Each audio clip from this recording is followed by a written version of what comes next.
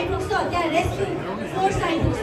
हो कम्तीमा मेरो देशमा खल्तीमा पैसा छैन भन्दैमा दुर्घटनामा परेको इमर्जेन्सी ट्रिटमेन्टबाट मेरो नागरिकहरू वञ्चित हुनुपर्ने अवस्था नहोस् भनेर अन्त्य गर्नु। यस्ता साना तर जीवन उपयोगी र अत्यावश्यक जीवनका आधारहरूलाई हामीले सम्बोधन गर्ने हो। 5 वर्षमा त्यो गर्न सकिन्छ।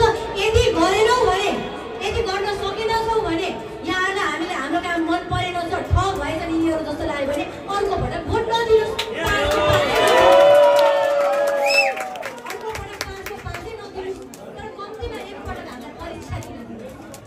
परीक्षा दिन चाहन्छौँ। हामीले टिका लगाएर घुस पाएर दुनियाँ गरेर छलफल गरेर हामीले जित्नु छैन। हामी बगैँला एक्जाम दिन चाहन्छौँ। एक्जाम दिनको लागि यहाँहरूले एकपटक मौका दिनुहोस्। एकपटक भनेका छौँ। Thank you. एउटा कहीँ हामीले कमिसनको छलफल गरेका छैनौँ, टेन्डर मिलाउन खोजेका छैनौँ, भ्रष्टाचार गर्ने कुनै गन्ध पनि छैन। यो हामीले ट्रायल मात्र गर्नु पायौँ। तर के गर्नु, आजको स्थितिमा गठबन्धनमा ठगहरू समक्ष जाँदै गर्दा धेरै ठगको हुनमाथि थोरै सज्जनहरूले दुःख पाउने रहेछन्। 84मा हामीले यस्तो गठबन्धन गर्नै नपर्ने गरी बहुमत बनाउने गरेर यहाँले भोटिनु होला।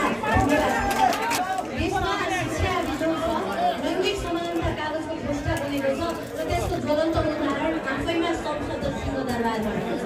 आज हामी अपोजिसनमा छौँ, तर मैले सरकार बनेको 1 हप्ताभित्र संसदमा उठेर मैले बोलेको थिएँ 25 जनाको क्याबिनेट बनाउनु भएको छ, 2 जना मात्रै महिला राख्नु भएको छ। अनि लैङ्गिक समानताको विषय तपाईँहरूले बोल्नुहुन्छ भनेर मैले प्रश्न गरेको थिएँ। म एउटा अपोजिसनमा भएको सांसदले सरकारमा भएकाहरूले आफ्नै पार्टीभित्रका महिला संसदलाई दिएनन् भनेर प्रश्न गरेको थिएँ। तर त्यसको उत्तर आजसम्म आएको छैन।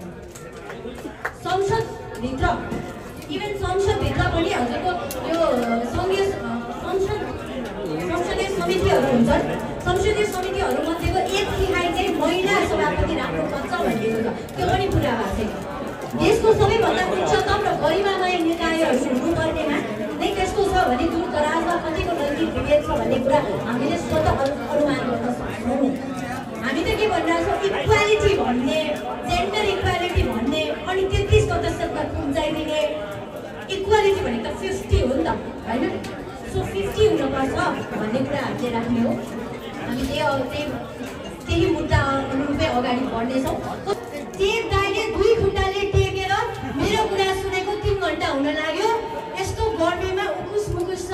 I think he is already giving his trust to अस।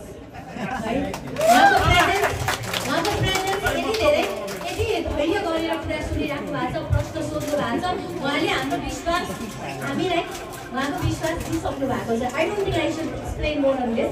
यहाँ जति पनि हलमा उपस्थित हुनुभएको छ तल हेर्नुहोस् त, तर बाटोमा गुडेर बसिराख्नु भएको छ। यस्तो गर्मी छ बाहिर पनि, होइन? यहाँ उपस्थित हुँदै गर्दा मलाई लाग्छ, मलाई विश्वास छ हामीले जुन राजनीति गर्न खोजिरहेका छौँ, एक मौका सरकारमा गएर काम देखाउनको लागि यहाँहरूले आफ्नो आशा, भरोसा र विश्वास शब्दमा र उपस्थितिमा मात्र होइन, साँच्चै मत परिवर्तन गर्ने हिम्मत गरेर दिनुहुन्छ। तपाईँले प्रदेश सरकारलाई इङ्गित गरेर राख्नु भएको छ। मैले भनिरहेको छु, आजको स्थितिमा संहिता खर्चिलो भड्किलो छ। जनताको कर चाहिँ झोकन भइरहेछ, जनताले तिरेको, होइन? एकदम खर्चिलो भड्किलो भइरहेछ।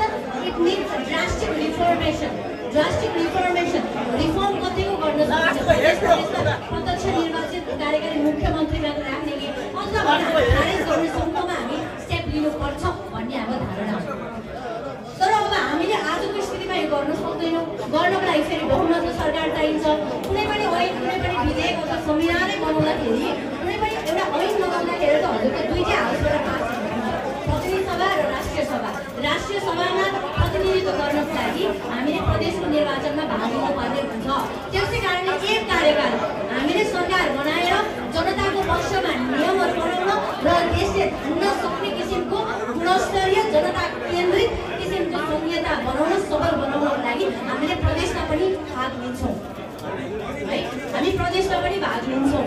तर हामीले त्यसपछि अनि हामीले परिमार्जन गर्ने हो। बिकज वी निड मेजोरिटी, होइन? 2 हाउसबाट चाहिँ पास हुनुपर्छ। यति ज्ञान चाहिँ तपाईँहरूले सबैले राख्नुपर्छ भनेर भन्न चाहन्छु। 1। दोस्रो, विदेशबाट भोटिङ गर्नुपर्छ, नेपाली नागरिकहरूले गर्न पाउनुपर्छ भनेर 2075 सालको अघि